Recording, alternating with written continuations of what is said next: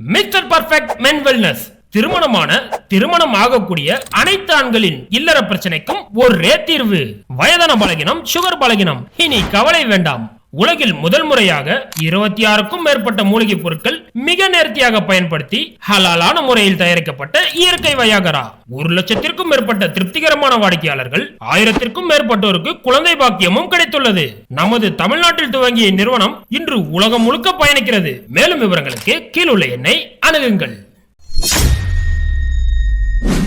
இன்னைக்கு இந்திய அளவுல வைரலா இருக்கக்கூடிய ஒரு செய்தி.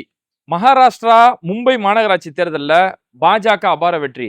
தமிழ்நாடு அளவுல வைரலா இருக்கக்கூடிய ஒரு செய்தியில நீயா நானா, விஜய் டிவியோட நீயா நானா நிகழ்ச்சியில இந்துக்கள், இஸ்லாமியர்கள் இவங்க எல்லாரையும் ஒன்னா அழைத்து கொண்டு வரப்பட்டு ஒரு சமத்துவ பொங்கல் நிகழ்ச்சி கொண்டாடுறாங்க. இந்த ரெண்டு செய்தி, இந்த ரெண்டு காட்சிகள், இதுக்கு மத்தியில தான் பாஜக எங்கெல்லாம் எப்படி ஆட்சியை பிடிக்கிறாங்க, பாஜக ஏன் இந்த தமிழ்நாட்டில் ஆட்சியை பிடிக்க முடியல அப்படிங்கிற அந்த சூட்சமும் இதுக்குள்ளதான் அடங்கியிருக்குது.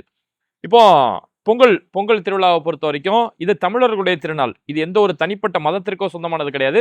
பொங்கல்ன்றது ஒரு தமிழர் திருநாள். அதனாலதான் பாரதிதாசனே சொன்னாரு, நித்திரையில் இருக்கும் தமிழா, சித்திரையில் அல்ல உனக்கான புத்தாண்டுங்கிறது தை முதல் நாள். தமிழர் திருநாள் தான் புத்தாண்டு பண்டிகை அப்படின்னு சொல்லியிருக்காரு இல்லையா. அந்த தமிழர் பண்டிகை, அந்த தை பொங்கல் விழாவை பொறுத்த வரைக்கும் நீயா நானா ஒரு அழகான முன்னெடுப்பை கையில் எடுத்திருக்கிறாங்க. ஏன்னா இன்னைக்கு சங்கிகள் தமிழ்நாட்டில் எப்படியாவது ஆட்சியை பிடிச்சிடணும் அப்படிங்கிறதுக்காக மதுரையை மிகப்பெரிய அளவில் டார்கெட் செஞ்சுட்டு இருக்காங்க. மதுரையில எப்படியாவது ஒரு கலவரத்தை கொண்டு வந்து மதுரையில இந்து முஸ்லீம்களுக்குள்ள பிரச்சனையை உண்டாக்கி எப்படியாவது இந்த மதுரையை வச்சு, ஏன்னா மதுரை ஒரு ஆன்மீக பூமி, அப்ப அந்த மதுரையை முன்னுதாரணமா வச்சு தமிழ்நாடு முழுக்க கலவர அரசியை கொண்டு வந்துடலாம் அப்படின்னு எதிர்பார்க்கக்கூடிய நேரத்துல நீயா நானா, குறிப்பா நெறியாளர் கோபிநாத் ஒரு அருமையான முன்னெடுப்பை கொண்டு வந்து இந்துக்களும் இஸ்லாமியர்களும் இங்க எந்த அளவுக்கு ஒற்றுமையா இருக்கிறாங்க அப்படிங்கிறத ஒரு அருமையான நிகழ்ச்சி வழியா தமிழ்நாடு முழுக்க, ஏன் இந்தியா பார்வைக்கே கொண்டு போயிருக்கிறாங்க. அந்த நிகழ்ச்சியில மதுரையில நாங்க எவ்வளவு ஒற்றுமையா இருக்கிறோம், ஒரு மீனாட்சி அம்மன் கோயிலுடைய திருவிழாவுக்கான ஒரு தேர் போனாலும் அது ஒரு இஸ்லாமிய பள்ளிவாசலை கடந்து போகும்போது, இந்த இடத்த கொஞ்சம் நல்லா நோட் பண்ணிக்கோங்க, ஒரு இஸ்லாமிய பள்ளிவாசலை கடந்து போகும்போது அங்க இருக்கு பள்ளிவாசல் கிட்ட வண்டியை நிறுத்தி அந்த மீனாட்சி அம்மன் கோயில் மீனாட்சி அம்மன் சிலையில என்ன மாலை இருக்குமோ அந்த மாலை எடுத்து ஒரு மசூதி ஜமாத்தோடைய தலைவருக்கு நாங்கள் அந்த மாலையை அணிவிப்போம், அந்த அளவுக்கு கண்ணியப்படுத்துவோம் அப்படின்னு சொல்லி அந்த நிகழ்ச்சியில சொல்றாங்க. அதே மாதிரி இஸ்லாமியர்கள் சொல்றாங்க, ஒரு கோயிலோட விழா இருந்தாலும் ஒரு முதல் மரியாதை, ஒரு முதல் அழைப்புதல் அது எங்களுக்கு தான் இவங்க கொடுக்குறாங்க. நாங்களும் ஒரு உறவினரா, ஒரு நண்பர்களா அங்கே எப்படி நாங்கள் நடந்துக்கணுமோ அந்த அளவுக்கு ரொம்ப கண்ணியமா நாங்கள் அங்கே போறோம், எங்களை மிக கண்ணியமா அந்த இடத்துல நடத்திட்டு இருக்கிறாங்க. இந்த அளவுக்கு நாங்கள் ஒற்றுமையா இருக்கோம், இந்த மனிதனை தானங்க வாழ்க்கை, இது இல்லாம இப்ப என்னங்க வாழ்க்கை அப்படின்னு சொல்லி அவ்வளோ ஒரு அழகான ஒரு நிகழ்ச்சியை விஜய் டிவில நடத்தி முடிச்சிருக்கிறாங்க. அப்ப நல்லா பாருங்க, ஒரு மத பண்டிகை இன்னொரு மத பண்டிகையை ஒற்றுமையா கொண்டாட வைக்குது.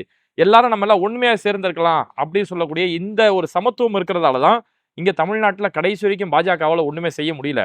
ஆனா அப்படியே கொஞ்சம் இந்த பக்கம் திரும்பி போய் பாருங்க, வட மாநிலங்கள்ல இப்ப இன்னைக்கு நம்ம பேசிட்டு இருக்கக்கூடிய நேரத்துல மகாராஷ்டிரா முழுக்க மாநகராட்சி தேர்தல், குறிப்பா மும்பையை பெரிய அளவுல எதிர்பார்க்கப்பட்டது. ஏன்னா மும்பையில கிட்டத்தட்ட 28-30 வருஷமா உத்தவ் தாக்கரேயோட சிவசேனா அவங்களுடைய கட்டுப்பாட்டுல இருந்த மும்பையோட மாநகராட்சி இப்ப முதல் முறையா பாஜகவுடைய கைக்கு போயிருக்குது. மும்பையில கிட்டத்தட்ட நடந்து முடிஞ்சிருக்கவங்க மகாராஷ்டிரா தேர்தல் முழுக்கவே பாஜக வெற்றி அப்படிங்கிற அளவுக்கு அவங்க போயிருக்கிறாங்க. அப்போ பாஜக வெற்றி அடைகிறாங்க அப்படின்னா இந்த வெற்றிக்கு பின்னாடி அவங்க எங்கெல்லாம் வெற்றி அடைகிறாங்களோ அங்க வெற்றிக்கு பின்னாடி என்ன இருக்குன்னா முழுக்க மத வெறுப்பு. ஒரு இந்துவை இஸ்லாமியன் எதிரியா பாக்குறான், ஒரு இஸ்லாமியன் ஒரு இந்துவ விரோதியா பாக்குறான். இப்பேற்பட்ட கண்ணோட்டங்கள் இருக்கிறதால இப்படி மத அரசியல் ஆயுதத்துக்காக மதத்தை கொண்டு வந்து வச்சுட்டதால இன்னைக்கு வட மாநிலம் முழுக்கவே சீரழிஞ்சு போய் கிடக்குது. இதுக்கு ஒரு சில உதாரணம், இப்போ நான் பேசிட்டு இருக்கக்கூடிய இந்த நேரத்தில் நடக்கக்கூடிய சில உதாரணங்களை பாருங்க. ஒடிசாவில் பாஜக ஆட்சி செய்யக்கூடிய ஒடிசாவில் நடந்திருக்கக்கூடிய ஒரு அராஜகம். ஷேக் மஹந்தர் மஹமூத் அப்படின்னு சொல்லக்கூடிய ஒரு பையன், ஒரு ஏழை தொழிலாளி, வண்டியில ஹெல்ப்பரா வேலை செய்யக்கூடிய ஒரு பையன். இந்த வண்டி வந்து கால்நடைகளை ஏற்றிக்கு போகக்கூடிய வண்டி, பாலுக்காகவோ அல்லது வேற மாடு விற்பனைக்காகவோ இந்த கால்நடைகளை ஏற்றி போகக்கூடிய ஒரு வண்டி. அதுல டிரைவர் கூட கிடையாது, ஒரு கிளீனரா ஹெல்ப்பரா வேலை செய்யக்கூடிய பையன் தான் இந்த ஷேக் மஹந்தர் மஹமூது.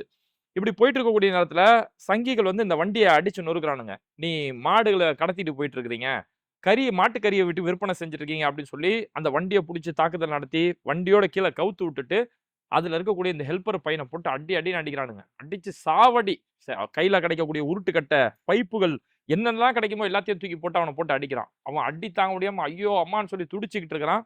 அந்த துடிக்கக்கூடிய நேரத்துல ஐயோ அம்மாலாம் கத்தக்கூடாது, ஜெய் ஸ்ரீராம் சொல்லுன்றான். இவனும் வழி தாங்க முடியாம வேற வழி இல்லாம ஜெய் ஸ்ரீராம் சொல்லி கத்துறான். திரும்ப அதுக்கு மேல அடிக்கிறாங்க. ஜெய் ஸ்ரீராம் சொன்னா பத்தாது, கவு மாதாஜி சொல்லு, கவு மாதாஜி சொல்லு, திரும்பவும் போட்டு அடிக்கிறாங்க.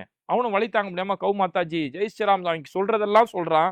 ஆனா என்ன சொன்னாலும் அவனை போட்டு அந்த அடியே அடிக்கிறானுங்க. ஒரு இரக்கமே இல்லாம, கால்நடைகளை கூட அவ்வளவு அடிக்க மாட்டாங்க.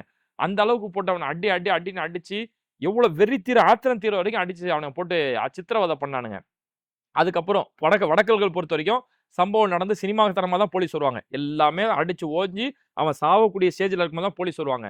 அந்த மாதிரி அங்கேயுமே வந்தாங்க. ஒடிசா போலீஸ் வந்திருந்தாங்க. வந்து அதுக்கடுத்து அவனை மீட்டு கொண்டு போய் ஹாஸ்பிட்டல்ல போய் சேர்க்குறாங்க. ஹாஸ்பிட்டல்ல சிகிச்சை பலனின்றி அந்த ஷேக் மஹந்தர் மஹமூத் உயிரிழந்துட்டாரு. அப்ப இவ்வளவு பெரிய அராஜகம். ஒடிசாவை பொறுத்த வரைக்கும் ஒடிசாவில் எப்பேற்பட்ட பிரச்சனைகள் இது வரைக்கும் நம்ம கேள்விப்படல. பெரிய அளவுல எதுவும் நடந்ததில்ல. எப்ப அங்க பாஜக ஆட்சிக்கு வந்ததோ அதுக்கு பிறகு இந்த பசு குண்டர்கள் அப்படி, ஏன்னா பத்திரிகையில செய்தி போடும்போது பசு பாதுகாவலர்னு செய்தி போடுவாங்க. அவனுங்க பசு குண்டர்கள், பசுவை சில பேரை வச்சு கொலை செய்ய கூட கொலகார பாவிங்க அவனுங்க. அப்படிப்பட்ட அராஜகங்கள் இங்க பாஜக ஆட்சிக்கு வந்ததுக்கு பிறகு தொடர்ந்து நடந்துட்டு இருக்குது. அதே மாதிரி இப்ப சமீபத்துல வைரலா இருக்கக்கூடிய ஒரு வீடியோ, ஒரு சாமியார் ஒருத்தர் அவரு கோயிலுக்கு போயிட்டு இருக்காரு. காவி உடை, மேல ஒரு காவி உடை, கீழே ஒரு காவி உடை அணிஞ்சுக்கிட்டு, நெத்தியெல்லாம் விபூதி போட்டுக்கிட்டு, மஞ்சள் பூசிக்கிட்டு அவர் கோயிலுக்கு போயிட்டு இருக்கிறாரு. அவருடைய முகம் பார்க்கறதுக்கு ஆள் வெள்ளையா இருக்கிறாரு. அவருடைய தாடி ஷேப் பார்க்கும்போது முஸ்லிம்களோட தாடி மாதிரி இருந்திருக்கு போல இருக்குது. அவரு வழியில் மடக்கி, நீ ஆள் வெள்ளையா இருக்கிறிய, உன் தாடி ஷேப்பு முல்லாக்கள் மாதிரி இருக்குது, இஸ்லாமியர்கள் மாதிரி இருக்குது, நீ முஸ்லீம் தானே சொல்லி அவரை போட்டு சித்திரவதை பண்றாங்க. கோயிலுக்கு வழிபாடு செய்யறதுக்கு தான் பாட்டுக்கு கொண்டு போன ஒரு மனுஷனை கூட்டு போய் அவ்வளவு பெரிய அராஜகம் பண்ணோன்னே ஒரு கட்டத்துல பொறுமை இழந்து போய் தன்னுடைய ஆடை அவுத்துட்டு பாடுறா நான் முஸ்லீமாடா பாடுறா அப்படின்னு சொல்லி அவங்களுக்கு ஆடை அவுத்து நிர்வாணமா காட்டக்கூடிய அளவுக்கு தான் சங்கிகளோட அரசியல், அவங்களோட அராஜகம் இன்னைக்கு நாளுக்கு நாள் ரொம்ப மோசம் அடைஞ்சு போயிட்டு இருக்குது. அதாவது இத்தனை நாளா அவங்க வந்து இஸ்லாமியர்களும் கிறிஸ்தவர்களையும் சித்திரவதை செஞ்சது இல்லாம இன்னைக்கு சக இந்துக்குள்ளே சித்திரவதை செய்யக்கூடிய அளவுக்கு அந்த மதவெறி முழுக்க அவங்களுக்கு இப்படி ஊறி போச்சு. பாஜக ஆட்சி செய்யக்கூடிய மத்திய பிரதேசத்துல அங்க இருக்கக்கூடிய பேதுல் அப்படின்னு சொல்லக்கூடிய ஒரு மாவட்டம், அங்க ஒரு பொய் செய்தி ஒன்று பெரிய அளவுல பரவுது. இந்த மாதிரி அப்துல் நயீம் அப்படின்னு சொல்லக்கூடிய ஒரு மனுஷன் வந்து அங்கீகரிக்கப்படாத, கவர்மெண்ட் கிட்ட அப்ரூவ் வாங்கப்படாத ஒரு மதரசா நடத்திட்டு இருக்காரு ஒரு கிராமத்துல அப்படின்னு சொல்லி ஒரு பொய் செய்தி பெரிய அளவுல அங்க இருக்கக்கூடிய வாட்ஸ்அப்கள்ல பெரிய அளவுல சங்கிகள் வட்டாரத்துல ஷேர் ஆகுது. அங்க சங்கிகள்கிட்ட எந்த ஒரு பொய் செய்தி ஆகுதோ அதன்படிதான் அங்க போலீஸும் அங்க இருக்கக்கூடிய நகராட்சியுமே நடவடிக்கை எடுப்பாங்க.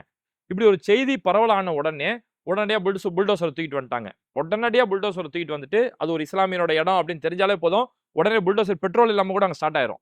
அப்போ புல்டோசர் எடுத்துட்டு வந்து உடனடியா அதை இடிச்சு அராஜகம் செய்யக்கூடிய ஒரு வேலையில் ஈடுபட்டாங்க.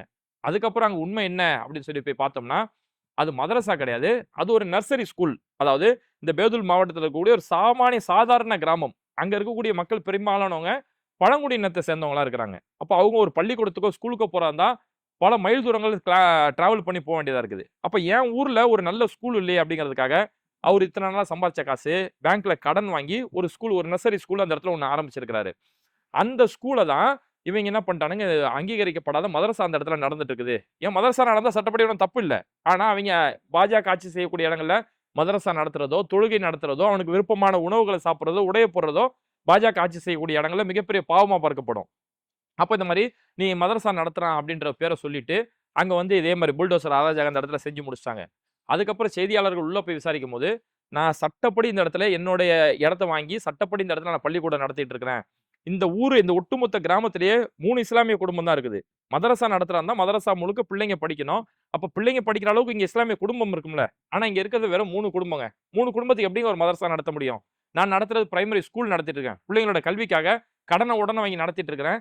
சட்டப்படி டிசம்பர் 30ஆம் தேதி இங்க இருக்கக்கூடிய பஞ்சாயத்து கிட்டே நகராட்சி கிட்டையும் நான் அனுமதி கேட்கிறேன். இங்க இருக்கக்கூடிய பள்ளி கல்வித்துறையிட்ட அனுமதி கேட்டிருக்கிறாரு. இதை வந்து என்னோட ஸ்கூல்ல ஒரு சட்டப்பூர்வ அனுமதி உள்ள ஸ்கூலா எனக்கு கொடுக்கணும், நான் ரிஜிஸ்டர் பண்ணணும் அப்படின்னு சொல்லி அனுமதியும் கேட்டிருக்காரு. அப்ப சட்டப்பூர்வமா அனுமதி கேட்டு நடத்தக்கூடிய இந்த பள்ளிக்கூடத்தை புல்டோசரை கொண்டு வந்து ஒரு வதந்தி பரவச்சு அப்படின்ற காரணத்துக்காக புல்டோசரை கொண்டு வந்து இடிச்சிட்டாங்க. இப்ப இடிச்சு முடிச்சுட்டு இந்த செய்தி பரவலானதுக்கு அப்புறம் அங்க நடத்துனது மதரசா கிடையாது, அது ஒரு நார்மல் ஒரு நர்சரி ஒரு பிரைமரி ஸ்கூல் தான் அப்படின்னு தெரிஞ்சதுக்கு அப்புறம் அதுக்கப்புறம் இப்ப சாக்கு போக்கு என்னன்னா அந்த ஸ்கூல் இடங்கள் இருக்குல்ல அதுல சில இடம் வந்து ஆக்கிரமிப்பு இடமா இருக்குது, அதாவது புறம்போக்கு இடத்துல இருக்கு அப்படின்னு சொல்லி ஒரு சாக்கு போக்கு சொல்றாங்க.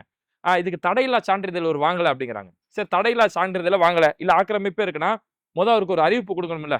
சமீபத்தில் உச்சநீதிமன்றம் சொன்னது என்னன்னா பாஜக இந்த புல்டோசரை வந்து அவங்களுடைய அரசியல் ஆயுதமா பயன்படுத்துறாங்க, அதனால நீங்க எங்கேயாவது உண்மையாவே ஆக்கிரமிப்பு இருந்தாலும் அவங்களுக்கு நீங்க அறிவிப்பு கொடுக்கணும், அவங்க காலி பண்றதுக்கு 3 மாசம் டைம் கொடுக்கணும் சொல்லி எவ்வளவு கட்டுப்பாடுகள் விதிச்சாங்க. ஆனா இந்த கட்டுப்பாடுகளையும் பின்பற்றாம நேரா வந்து அந்த ஸ்கூலை இடிச்சிட்டு பல மாணவர்களோட கல்வியை பறிக்கக்கூடிய இவ்வளவு ஒரு மோசமான அராஜகம்.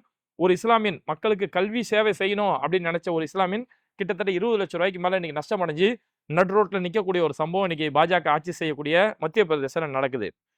அதே மாதிரி மத்திய பிரதேசம் தாண்டி இன்னைக்கு தெலுங்கானா வரைக்கும் வந்துருச்சு. தெலுங்கானாவில் இருக்கக்கூடிய ஹைதராபாத்ல அங்க இருக்கக்கூடிய ஒரு கோவில், அந்த கோயில்ல எவனோ ஒரு சந்தேகத்துக்குரிய நபர், எவனோ ஒரு மர்மமான நபர் அங்க போயிட்டு என்ன பண்ணிருக்கான், ஒரு கோயில்ல இருக்கக்கூடிய பேனர்களை போய் கிழிச்சிருக்கான். அங்க இருக்கக்கூடிய ஏதோ சின்னதா ஒரு சிலை இருந்திருக்கு, பிள்ளையார் சிலை ஏதோ இருந்திருக்கு. அந்த சிலையை கீழே தள்ளி விட்டு உடைச்சிருக்கான். யாருன்னு தெரியல, மர்மமான நபர், சந்தேகத்திற்குரிய நபர். இந்த ஒரு செய்தி தெலுங்கானாவில் பெரிய அளவுல வைரலா வதந்தியா மாறுது. எந்த அளவுக்கு வதந்தினா, ஒரு முஸ்லீம் வந்து கோயிலுக்குள்ள போயிட்டான், கோயிலு கருவறைக்குள்ள பூந்து அங்க இருக்கக்கூடிய சாமி சிலையை வந்து தீ வச்சு கொளுத்திட்டான், உள்ள இருக்கக்கூடிய சிலையெல்லாம் அடிச்சு நொறுக்கிட்டான் அப்படின்னு சொல்லி ஒரு செய்தி பெரிய அளவுல வாட்ஸ்அப் முழுக்க பரவ ஆரம்பிச்சது. அதுக்கப்புறம் அங்க ஹைதராபாத்தோடைய அந்த மாவட்ட காவல்துறை எல்லாம் வந்து சம்பவ இடத்துல போய் உள்ள போய் விசாரிக்கும் போது கூட எந்த ஒரு சிலையுமே இங்க சேதப்படுத்தப்படல, ஒரு பேனர் கிழிக்கப்பட்டிருக்கு, ஒரு சின்ன சிலை கீழே விழுந்திருக்குது அப்படின்றத சொல்றாங்க. எவ்வளவு விளக்கம் சொல்றாங்க. இது யாரா இருந்தாலும் சம்பந்தப்பட்ட நபரை நாங்க நடவடிக்கை எடுப்போம் அப்படின்னு சொல்லியுமே இதுல யாரு செஞ்சா என்ன நடந்து எதுவுமே தெரியாம அந்த வாட்ஸ்அப்ல பரவச்சிலே போலி செய்தி, அதை வச்சு இஸ்லாமியர்கள் மேல தாக்குதல் நடத்த ஆரம்பிச்சிருக்காங்க. கிட்டத்தட்ட 300 சங்கிகள் அந்த இடத்துல சம்பவ இடத்துக்கு வந்து அங்க எங்கெல்லாம் முஸ்லிம்களோட வீடு இருக்குமோ, குறிப்பா இஸ்லாமியரோட தர்காக்கள் இருக்குமோ, அங்க போய் தாக்குதல் நடத்தி, அங்க ஏதாவது ஒரு வண்டியில இருக்கும் இல்லையா, எங்கேயாவது இப்ப முஸ்லிம்கள் வண்டியில மாஷா அல்லா அல்ஹம்துலில்லாஹ் ஏதாவது எழுதியிருப்பாங்க, அந்த மாதிரியான பைக்குகளை கண்டுபிடிச்சு அந்த பைக்குகளை தீ வச்சு கொளுத்தி கல்லை தூக்கி போட்டு அடிச்சு அவ்வளோ பெரிய ஒரு அராஜகம் செஞ்சுட்டு இருக்கிறானுங்க. அப்ப அங்க இடத்துல ஒரு தர்கா மாதிரி ஒரு இடம் இருக்கு, அந்த இடத்து மேல கல்லை தூக்கி அறிஞ்சு இதெல்லாம் அவனுங்களே வீடியோ எடுக்கிறானுங்க. அந்த வீடியோக்கு பின்னாடி ஜெய் ஸ்ரீராம் ஜெய் ஸ்ரீராம் சொல்லி கோஷம் போடக்கூடிய இப்பேற்பட்ட ஒரு அராஜகங்கள். அப்போ ஒட்டுமொத்தத்தை கொஞ்சம் நல்லா பாருங்க. ஒரு அப்பாவி ஒரு வண்டியில கிளீனரா வேலை செய்யறான், அவனை ஜெய் ஸ்ரீராம் சொல்லி அடிச்சு சாவடிக்கிறது. ஒரு இந்து சாமியார் கோயிலுக்கு சாமி கும்பிட போற மனுஷனை பிடிச்சி நீ முஸ்லீம் தானே அப்படின்னு சொல்லி அவரை பிடிச்சி அராஜகம் செய்யறது. ஒருத்தன் பழங்குடியின மக்களுக்கு கல்விக்காக ஒரு உதவி செய்யறான், அந்த இடத்துல போய் ஒரு மத வெறுப்பை போய் காட்டுறது. அதெல்லாம் தாண்டி இன்னைக்கு ஹைதராபாத்ல கோவில் எவனோ ஒருத்தன் பண்ணதுக்காக இன்னைக்கு போய் தர்காக்களி இஸ்லாமியர் பகுதிகளையும் போயிட்டு இவ்வளவு பெரிய அராஜகம் அட்டூழியங்கள் செஞ்சுட்டு இருக்கிறாங்க. இந்த அராஜக அட்டூழியங்கள் இந்த மதவெறுப்பை வச்சுதான் வட மாநிலங்கள்ல இன்னைக்கு பாஜக ஆட்சியை பிடிச்சிட்டு இருக்கிறாங்க. இவங்களோட அரசியல் ஆயுதமே நாங்க சனாதனத்தை காப்பாத்துறோம், இந்து மதத்தை நாங்க தான் காப்பாற்ற போறோம், இஸ்லாமியர்களா நமக்கு எதிரிகள் அப்படின்னு சொல்லி அதுக்கேற்ற சில சினிமாக்களுமே எடுத்துட்டு இஸ்லாமியர்களை வில்லனா காட்டிட்டு இந்த இஸ்லாமிய வெறுப்பை மட்டுமே அரசியல் ஆயுதமா பயன்படுத்தி இன்னைக்கு மகாராஷ்டிரா, மும்பை உட்பட பல இடங்கள்ல பாஜக தங்களுடைய வெற்றிகளை பதிவு செஞ்சுட்டு இருக்காங்க. இந்த வெற்றி இன்னைக்கு தெலுங்கானா வரைக்கும் வந்துட்டாங்க. அந்த மதவெறுப்பை எது பிரச்சாரமா செய்யறாங்களோ அந்த மதவெறுப்பு பிரச்சாரம் இன்னைக்கு தெலுங்கானா வரைக்கும் கொண்டு வந்துட்டாங்க.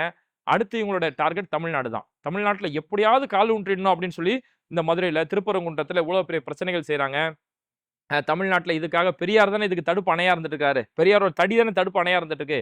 அதனால அந்த பெரியாருக்கு எதிரான அவதூறு கோஷங்கள், சீமான் மாதிரியான நபர்களை வச்சு விலைக்கு வாடகை விட்ட நபர்களை வச்சு பெரியாரை பத்தி அசிங்கமா அவதூறாக பேசுறது, இந்த பக்கம் சில நடிகர்களை களத்துல இறக்கி விட்டு வாக்க பிரிக்கக்கூடிய ஒரு காரியங்கள் செஞ்சு இப்பேற்பட்ட வேலைகள் செஞ்சுட்டு இருக்கக்கூடிய நேரத்துல இந்த நேரத்துல ஒரு பொறுப்போட நீயா நானா ஒரு நிகழ்ச்சி நடத்திருக்காங்க பாருங்க. நீயா நானா இந்த இடத்துல வந்து மத வெறுப்பு பரப்புறாங்க, அது மதுரை டார்கெட் பண்றாங்கன்னும் போது அந்த மதுரை மக்களோட ஒற்றுமையை நம்ம பேச வேண்டியது ஒரு முக்கியம், நமக்கு ஒரு ஊடக பொறுப்பு இருக்கு அப்படின்னு சொல்லி தன்னோட பொறுப்பை உணர்ந்து நெறியாளர் கோபிநாத் இவ்வளவு ஒரு அற்புதமான முயற்சி எடுத்துட்டு இருக்கிறாரு. அதனால இந்த ஒற்றுமை இருக்கிற வரைக்கும் தமிழ்நாட்டுல இவங்களுடைய அரசியல் துளியாலவும் ஈடுபடாது அப்படிங்கிறத நம்ம உறுதியா சொல்லலாம். என்னதான் இவங்களுடைய மதவெறியை ஒரு பக்கம் கொண்டு வந்தாலும், சினிமா வெறி ஒரு பக்கம் இருந்தாலும், இங்க தமிழ்நாட்டுல மனிதநேயம் அந்த சமத்துவம் ஒற்றுமை இருந்தது அப்படின்னா இந்த தமிழ்நாட்டை யாராலையும் அசைக்க முடியாது அப்படிங்கிறத நம்ம உறுதியா சொல்லலாம். பேட்டை டிவி ஹஜ் உம்ரா சர்வீஸ். உங்கள் உம்ராவை முழு இபாதத்தில் கழித்து முறையான வழிகாட்டலுடன் செய்வோம். மக்கா மதினாவில் ஹரமுக்கு மிக அருகில் தங்குமிடம், தரமான தமிழக உணவு, ஒவ்வொரு வேளையும் 2 வகையான உணவு வகைகள், 100க்கும் மேற்பட்ட வரலாற்று இடங்களை பார்வையிடலாம். இவை அனைத்தும் முழு மன திருப்தியுடன் முழுமையான இபாதத்தில் மிக குறைந்த விலையில் செய்திட கீழுள்ள எண்ணை அணுகுங்கள்.